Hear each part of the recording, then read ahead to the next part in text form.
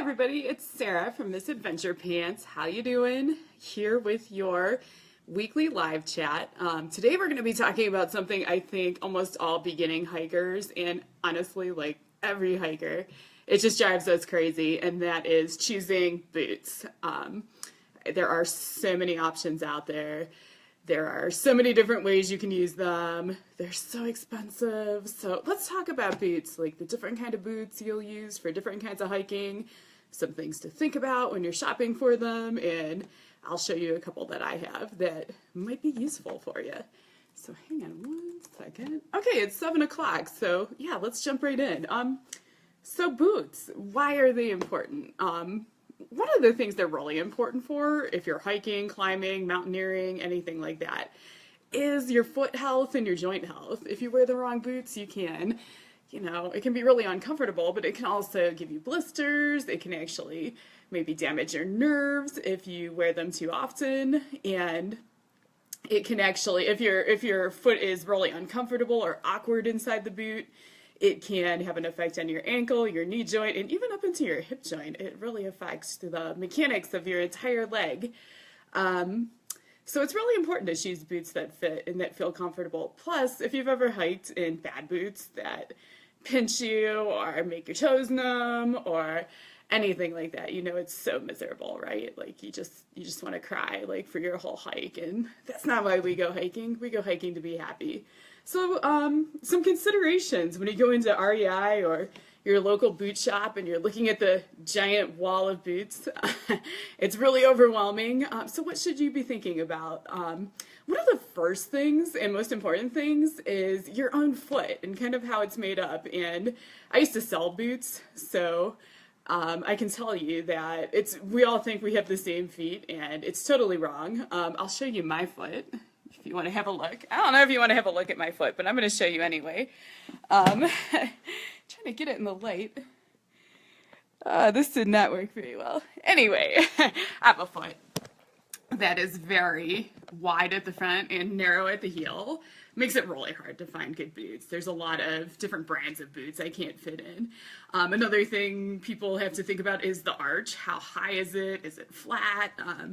Different boots are made for just different shapes of feet and the volume of your feet. Some people just have more, not necessarily fat, but more like flesh and muscle and things on their feet than others. I tend to have a lot, actually. I have high volume feet. So these are all things to be thinking about. And then you want to think about like how to balance performance with cost. Boots are really expensive. It's probably one of the more expensive things a lot of people will buy for hiking.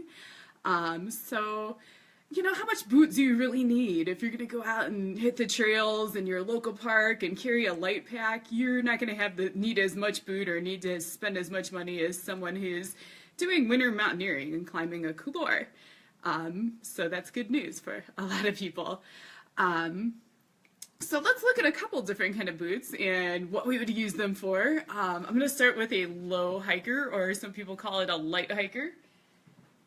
So here it is. This one's by Merrell. It's the Merrell Mojave, if I remember right. And this boot, you can see it almost looks like a tennis shoe, but it has some important differences. First of all, it's a lot stiffer than a sneaker, especially back in this part of the shoe. You can see I really can't bend it. That's because this thick sole actually protects your foot. If you step on sharp rocks, if you kind of rock from side to side, there's a lot of meat to this sole that is going to keep you from getting hurt. And it's also going to keep your foot from getting as tired over long distances. So that's good news. Another thing, it has like a more aggressive tread. You can probably see it better. I don't know if you can see the lugs on the bottom. But yeah, it has all these little sharp, almost like teeth along the edge that a lot of sneakers aren't going to have, at least not to that extent. That's going to help you be able to grip rocks, slippery surfaces. These things are really great for scrambling on rocks. They're kind of softer rubber than some of the other boots I'm going to show you, but still very strong and will protect you.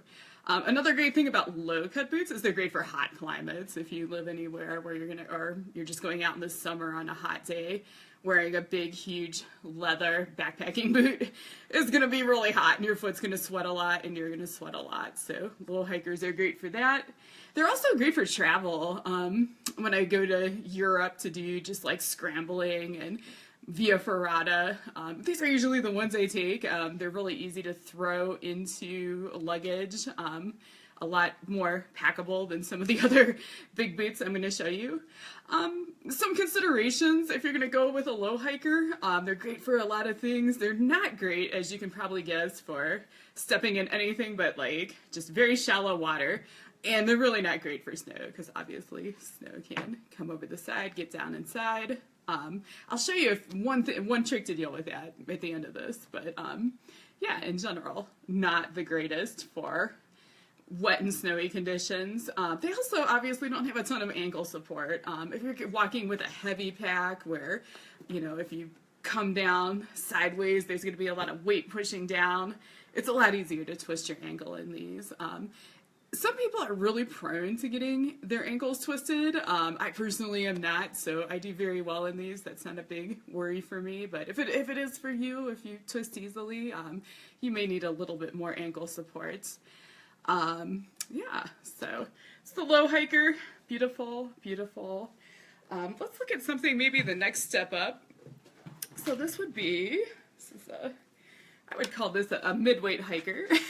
Not sure how to hold it in the frame. There we go. But yeah, this one is by Salomon, and it is my absolute favorite boot. This is actually the third pair of this particular model that I've had because I love them so much. It's, as you can see, got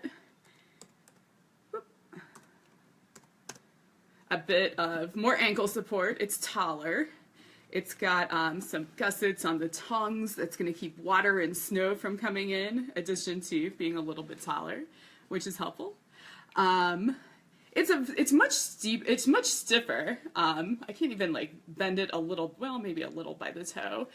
A bit stiffer than the low hiker, which once again is just going to be more comfortable for you over long distances, and it's going to offer you some more protection for your foot. This one has a couple features that, you know, are a bit more rugged. It's got a nice rubber toe cup, so toes are one of the first things to go on your boots once you start hiking in rocks and things like that, so it's a good thing to have. And once again, a pretty aggressive sole, more aggressive than the light hiker. You can see more lugs, more grabby things to keep you from slipping and sliding on the trail, whether you're in dirt or climbing on a rock. Hang on one second. Okay. So there's a couple different versions of mid-weight hikers out there. This one is a cloth and leather boot, which is really nice for hiking in the summer. It's not so hot.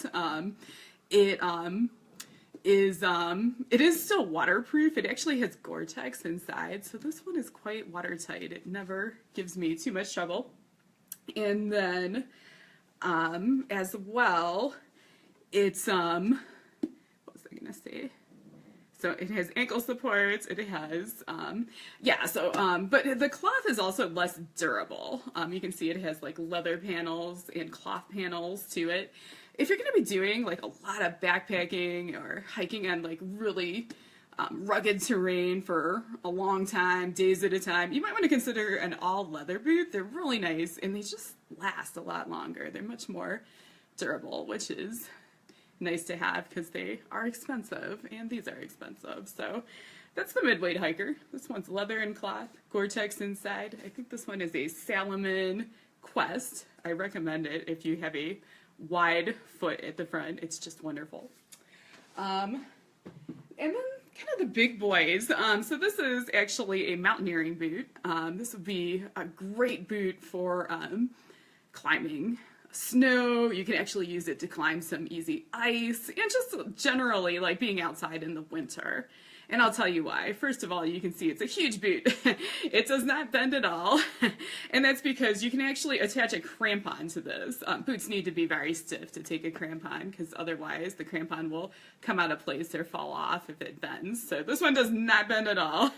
And you can see it has a little welt along the toe where the crampon attaches in the front and then one in the back. Some of them just have a back welt. It just depends what kind of crampons they're meant to take. So this one can take pretty much any crampon. They're insulated, which is fantastic. They're really, really warm for snowshoe. I use these a lot for snowshoeing, for winter camping, just for anything where you're going to be out in the cold a lot, even if you're not like climbing a big mountain. They're just great. They have super burly, gusseted tongues, and locking lace-up system that's awesome. They stay on really tight, so they're great for many things. Kind of the downside of these are not like a boot for everyone, obviously, because they're so stiff. They're a bit, and they're heavy. They're a bit uncomfortable to walk in. I would not recommend this just for casually like cruising around your neighborhood or just like going out on local hikes, trails, you know, where you're not going to be on any snow. It is not worth the money, and it is not worth the weight. It will make you really tired. They say a weight of a pound on your foot is like having 5 pounds on your back. So you want to keep your boots as light as is appropriate for the activity. But yeah, if you're going out in the snow doing some more technical stuff, mountaineering boots, great choice. So I'll turn this one around so you can see it. So that's 3 kinds of boots for you to think about. A couple little accessories that might be useful to go with your boots when you're out shopping. Some things to remember. First of all, the insole that comes inside of most hiking boots is crap. Like, you don't want to keep it. They actually make it, especially in higher end boots, they actually assume that you will replace the insole with something aftermarket. So the one I have is called Superfeet. I don't know, it's kind of hard to see on the screen, but I don't know if you can see the depth. It has a really deep heel cup. And then if you look at it from the side, it has a little bit more thickness to it. It has some extra stiffness, some plastic in the back. And this is just really, it holds my foot in place very well for anything I'm doing. So Superfeet is just one company. There's a whole bunch of them out there. What else? You're going to want to have a little brush to go with your boots. I got this at REI for, I think, like $2.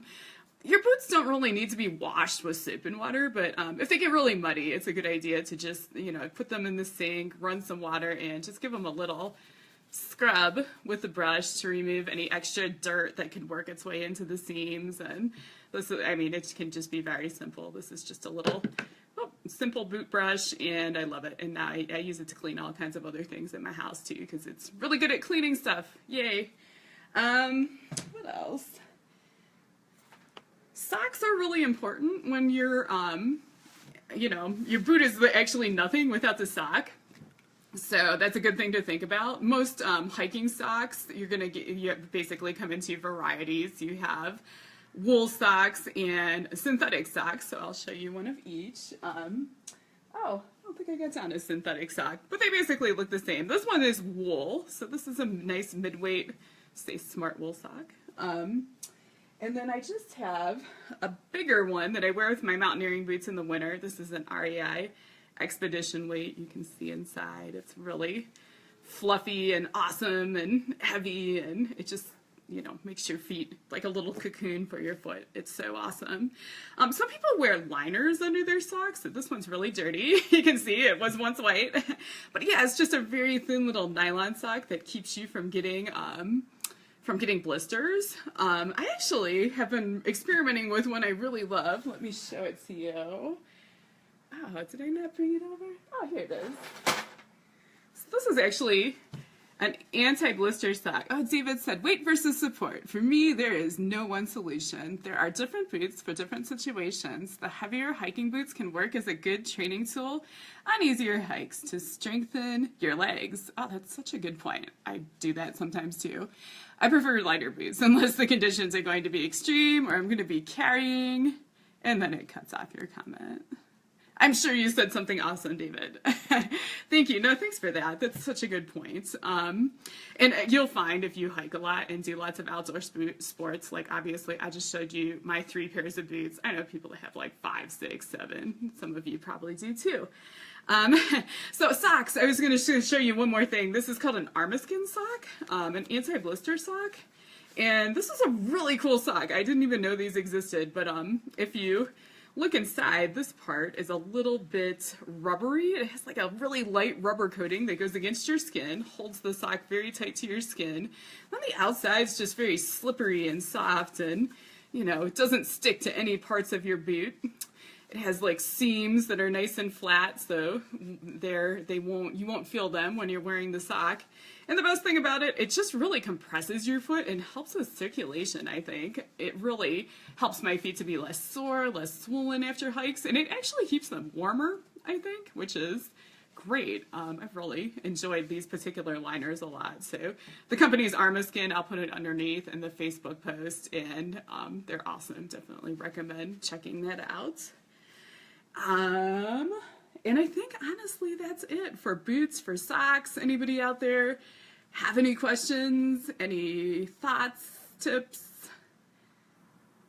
Yeah, well, it's so good to talk to you guys, and you know, good luck if you ever have questions about boots or socks or anything with your feet. I've been through hell and back, like getting boots for my weird feet, so happy to chat with you on Facebook, message me on Instagram. You guys know where I live, and yeah, hope to hear from you, and have a wonderful Memorial Day weekend for those of you in the States. It's gonna be a lot of fun. So, okay, good night guys, take care.